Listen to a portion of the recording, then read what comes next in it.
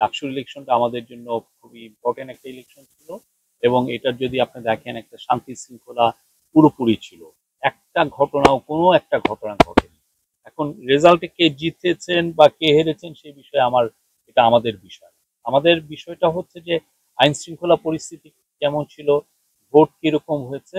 আমরা বলতে যে আমরা সন্তুষ্ট, আইন শৃঙ্খলা পরিস্থিতি যেভাবে ভালো ছিল এবং ভোট কাউকে যেভাবে হয়েছে 80% মতো ভোট কাস্ট হয়েছে। আমরা সেভাবেই আশাবাদী যে আগামী যে আমাদের ফেব্রুয়ারির প্রথমার্ধে যে ইলেকশন আসছে সেই ইলেকশন ফ্রি, ফেয়ার, পিসফুল এবং ফেস্টিভ হবে, উৎসব মুখর হবে। এবং আমরা মনে করি পুরো বাংলাদেশের সমস্ত মানুষ যেই ভোটার হয়েছেন তিনি ভোট কেন্দ্রে আসবেন, তার ফ্যামিলি নিয়ে আসবেন, নিয়ে এসে ভোট দিয়ে যাবেন। ফ্যামিলি অবশ্যই ভোট কেন্দ্রে যাবেন না যারা ভোটার না, বাট সবাই মিলে উৎসব মুখর পরিবেশে আমরা এই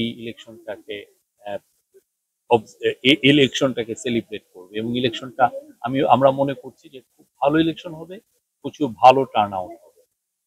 বসুন্ধরা টিস্যু, অশুদ্ধতার বিরুদ্ধে এক বিন্দুও ছাড় নয়।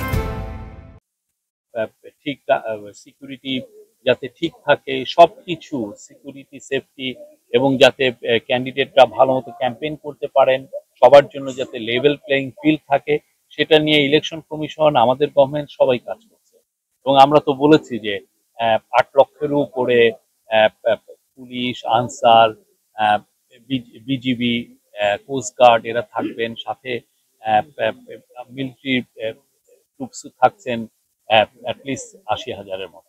আমরা আশা করছি ভালো একটা ইলেকশন হবে এবং এটা বাংলাদেশের সামনের পলিটিক্সের সামনের আমাদের রাষ্ট্র গঠনের, দেশ গঠনে এটার একটা দিকমূলক নির্বাচন করবে। সবাই ভোট কেন্দ্রে আসলে উৎসব মুখর পরিবেশ থাকলে আমার মনে হয় না কেউ চেষ্টা করবে এই ইলেকশনটাকে বানচাল করার কোনো মিনিমামও চেষ্টা করবে।